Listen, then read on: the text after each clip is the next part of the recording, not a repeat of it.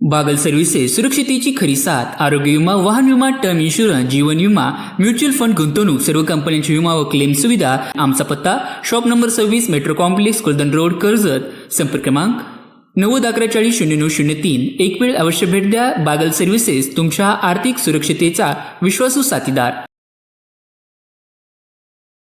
काही गुप्त गोष्टी असतील, काही गुप्त बैठकी असतील, त्या बाबतीत सुद्धा आमच्याकडे सगळ्या गोष्टीचे पुरावे आहेत आणि ते पुरावे सुद्धा आम्ही जनतेसमोर अतिशय चांगल्या पद्धतीने आणणार आहेत. पोकळ दारक्या फोडणाऱ्या माणसांनी शिवोचे पाय धरण्याचं काम असेल, शिवोची माफी मागण्याचं काम असेल, आपण त्यांनी केलं आणि तुम्ही इकडं माणसात आल्यानंतर आपण वेगळं बोलतो, वेगळ्या गोष्टीला त्या ठिकाणी चालना देण्याचं काम असेल, वेगळ्या बाजूला विषय नेण्याचं काम असेल आणि ही गोष्ट जर खोटी असेल तर आपण त्या निमित्तानं त्या गोष्टी सुद्धा शहानिशा करण्यासारखी आणि आमच्याकडे काही गोष्टी आहेत की त्या गोष्टी आम्ही जनतेसमोर, पत्रकार महोदय तुमच्यासमोर आम्ही या निमित्तानं आणू शकतो. तर सुद्धा काही मंडळी त्यामध्ये सहभागी होती, काही आस्तीन के साप हे सुद्धा त्या निमित्तानं त्या ठिकाणी उपस्थित होते की आतून एक बाहेरून एक आणि पार्टीशी पक्षाशी प्रामाणिक न राहणारे समजा कोणी असतील त्याच्या बाबतीतली भूमिका सुद्धा, त्यांचा सुद्धा हिशोब 100% या निमित्तानं पार्टीमध्ये आणि आम्ही सर्वजण प्रामाणिक भारतीय जनता पार्टीचे कार्यकर्ते त्या विषयाला 100% उद्याच्या काळामध्ये जनतेच्या समोर सुद्धा ह्या सगळ्या गोष्टी आता येणार आहेत. या महाराष्ट्र राज्याचे कर्तबगार उपमुख्यमंत्री की ज्यांनी या राज्यामध्ये प्रत्येकाच्या हृदयावर स्थान निर्माण करण्याचं काम आणि कुठलाही पक्ष जाती भेद न करता प्रत्येक सहकार्याला, कार्यकर्त्याला, प्रत्येकाच्या भावनेला जपण्याचं काम ज्या नेतृत्वाने केलं ते आपल्या सगळ्यांचं श्रद्धास्थान आणि या ठिकाणी त्यांचं दुःखद असं निधन झालं. त्यानंतर पूर्ण महाराष्ट्र आणि महाराष्ट्रातील सर्वसामान्य माणूस आणि जनता ही हळहळली. प्रत्येकाला आपल्या कुटुंबातलं व्यक्ती गेल्याचं दुःख सगळ्यांना झालं. सगळ्यांनी त्या घटनेचं पाहिल्यानंतर, ऐकल्यानंतर अनेक जणांनी अतिशय हळहळ व्यक्त करत असताना आणि तशा पद्धतीनं सर्व महाराष्ट्रातील मायबाप जनतेने आदरणीय अजितदादा पवार साहेब यांना श्रद्धांजली वाहिली. त्याच पद्धतीनं आम्ही सुद्धा प्रत्येक जणांनी अजितदादांना श्रद्धांजली वाहिली. आज प्रत्येक ठिकाणी बोर्ड लागले गेले होते, त्याच पद्धतीनं कर्जत शहरामध्ये सुद्धा अजितदादा पवार साहेब यांना श्रद्धांजलीचे बोर्ड कर्जत शहरामध्ये लागले होते आणि त्या प्रत्येक पक्षाच्या, सगळ्या पक्षाच्या पदाधिकाऱ्यांनी हे बोर्ड लावले. त्याच पद्धतीनं आपण सगळ्यांनीच हे सर्व बोर्ड लावल्यानंतर 5-6 दिवसानंतर कर्जत शहरातील बोर्ड काढले गेले आणि हे बोर्ड काढल्यानंतर त्या माध्यमातून या अतिशय दुःख अशी घटना घडलेली असताना सुद्धा प्रत्येकाच्या मनात आजही आपल्या सगळ्याला किंवा आम्हाला तर असं वाटतं की आजही अजितदादा पवार साहेब जी घटना घडली ती घटनाच घडली नाही अशा पद्धतीनं प्रत्येक माणसाला वाटतं. आणि मग त्यानंतर ते बोर्ड काढल्याच्या नंतर त्या पाठीमागं त्या माध्यमातून कर्जत शहरामध्ये निषेध करण्यासाठी त्या घटनेचा की ज्याने बोर्ड काढले गेले त्या घटनेचा निषेध करण्यासाठी कर्जत शहरामध्ये एक आंदोलन झालं आणि त्या आंदोलनामध्ये जी घटना घडली त्या घटनेला बाजूला ठेवून इतर गोष्टींच्या बाबतीत खऱ्या अर्थानं त्यामध्ये काही जणांनी बरळण्याचं काम या निमित्तानं केलं. हे सर्व करत असताना त्यामध्ये राजकारण करणं आणि राजकीय भूमिका घेतल्यासारखी भूमिका घेतली.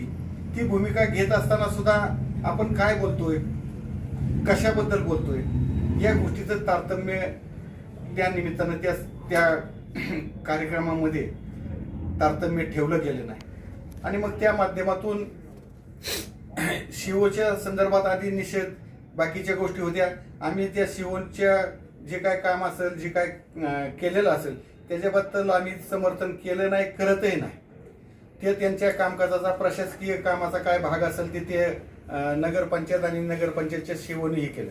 त्यानंतर माझ्या ऐकण्यात असं आहे की ती शिवोनी त्याबद्दल दिलगिरी व्यक्त केली आणि त्या विषयाच्या संदर्भात त्यांनी चूक झाली अशा पद्धतीनेही केलं.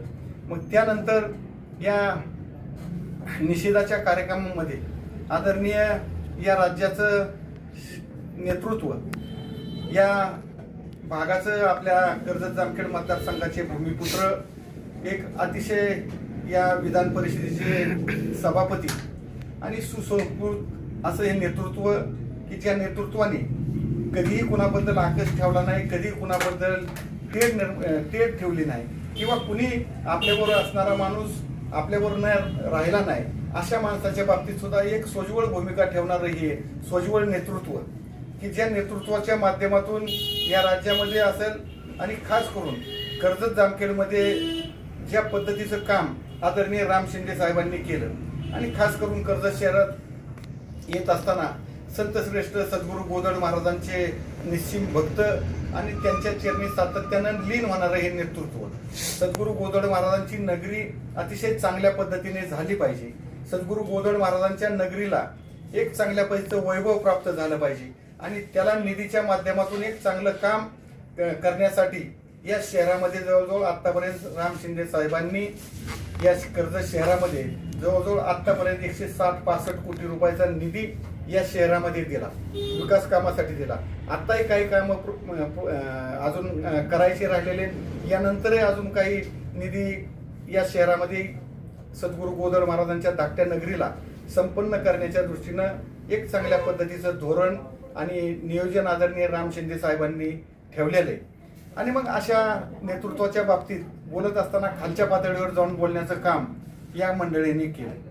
हे सर्व करत असताना आपण आणि आपली पात्रता काय, आपण ज्यावेळेस राम शिंदे साहेबांच्या बद्दल आज आपण बोलला, पण खऱ्या अर्थानं तुम्ही राम शिंदे साहेबांचे लाभार्थी आहेत हे सर्व तालुक्याला माहिती. त्यापैकी अनेक जण राम शिंदे साहेबांचे लाभार्थी आहेत की ज्यांनी आदरणीय राम शिंदे साहेबांनी भरभरून या सगळ्या गोष्टी दिल्या, ते सुद्धा माणसं आज त्या गोष्टीची जाणीव न ठेवता आदरणीय राम शिंदे साहेबांवर अशा पद्धतीचं वक्तव्य केलं. या निमित्तानं सांगितलं की तरी सुद्धा आपण अशा पद्धतीचं वक्तव्य करता की राम शिंदे साहेबांचा आदेश आला का, अमक्याचा आला का, आणि मी काय काय केलं, त्यात राजकीय भूमिका मांडल्या की जे अजितदादा पवार साहेबांचा स्वर्गवास झाला आणि त्या विषयाला धरून या गोष्टीसाठी त्यांनी निषेध ठेवला होता, ती गोष्ट बाजूला ठेवून बाकीच्या गोष्टीच्या संदर्भात वक्तव्य केले गेले.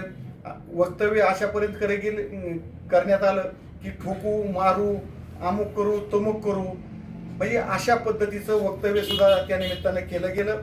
हे सगळं करत असताना त्या बाबतीत काही मंडळींची भूमिका अतिशय कोणालाही न पटणारी अशी भूमिका त्या पद्धतीनं मांडली गेली, तसे वक्तव्य केले गेले आणि मागच्या काही गोष्टींचा संदर्भ देण्याचं काम केलं. ज्या विषयाचा संदर्भ या विषयाशी नाही असे सुद्धा विषय त्या दिवशी त्या माध्यमातून निघण्यात आले, तसे बेताल वक्तव्य त्या निमित्तानं करण्यात आले.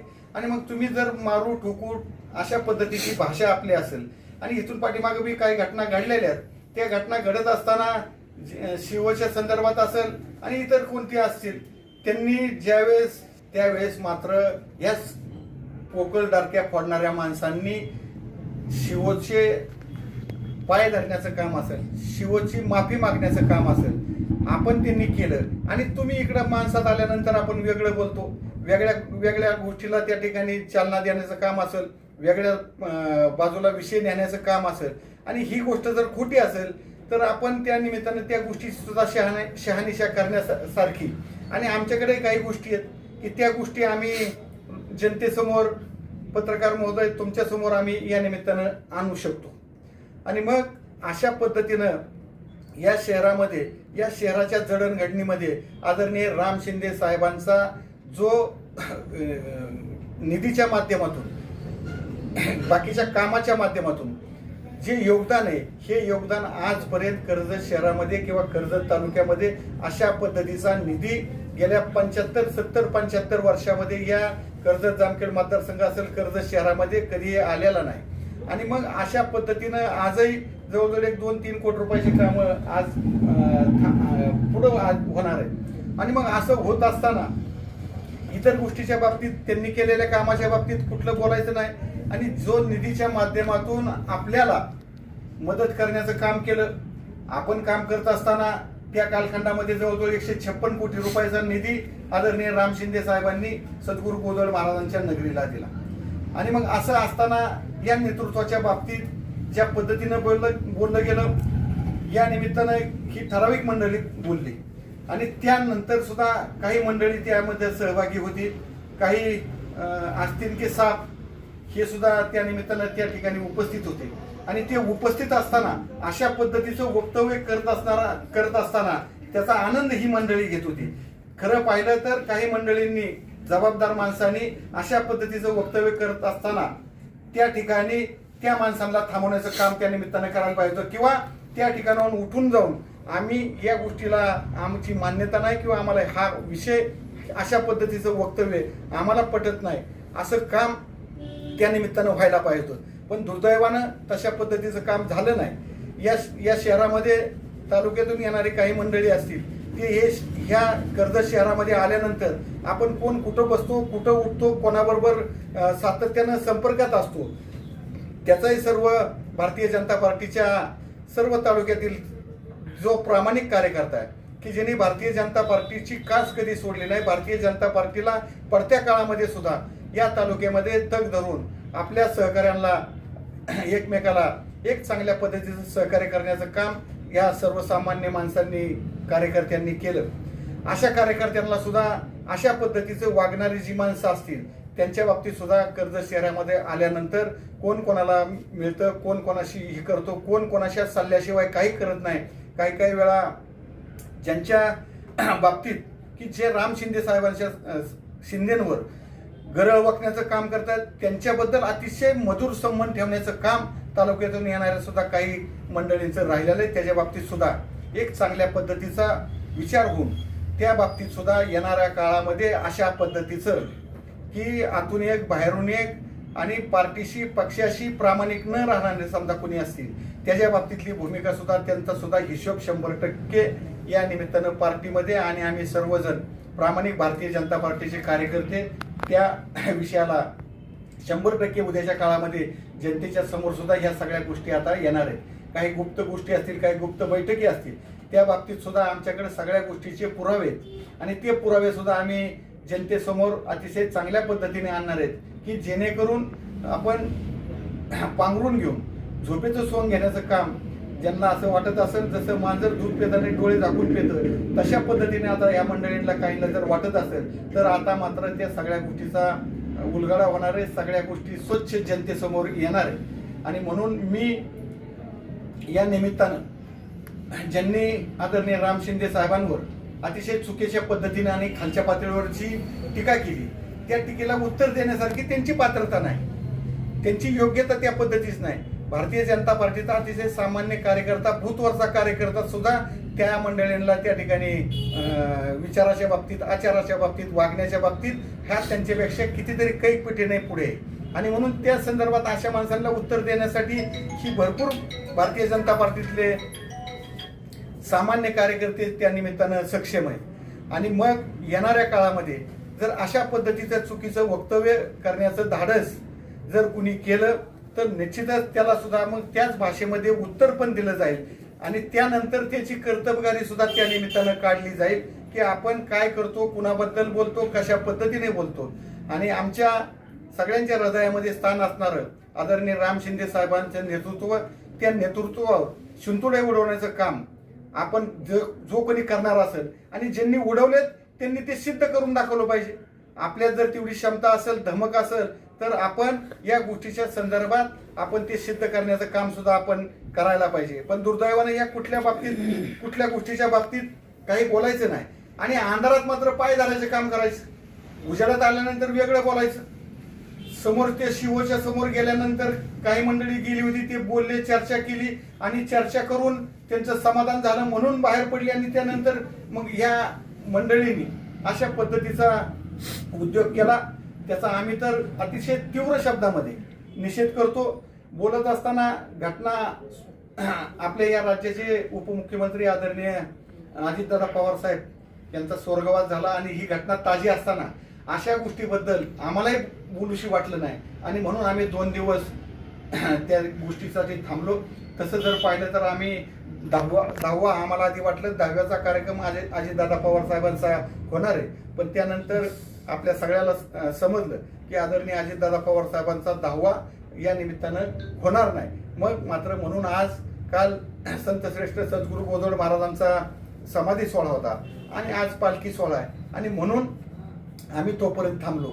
आणि आज या निमित्तानं आम्ही या सगळ्या मंडळींना आधी जो भाव या मंडळींचा राहिलेला आहे, जो विचार राहिलेला आहे आणि जी भाषणं नुसती त्या पद्धतीने केले गेले, पण ही भाषणाच्या माध्यमातून काही घडत नसतं.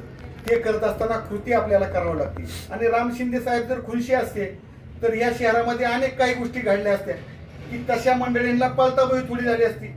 आणि तशीच जर त्यांची इच्छा असेल तर मात्र त्या पद्धतीचं काम सुद्धा या निमित्तानं कार्यकर्त्यांना करावं लागणार आहे. आणि ते करण्यासाठी या तालुक्यातले भारतीय जनता पार्टीचे प्रामाणिक जे कार्यकर्ते आहेत, ते कार्यकर्ते या सगळ्या गोष्टी करण्यासाठी सक्षम आहेत.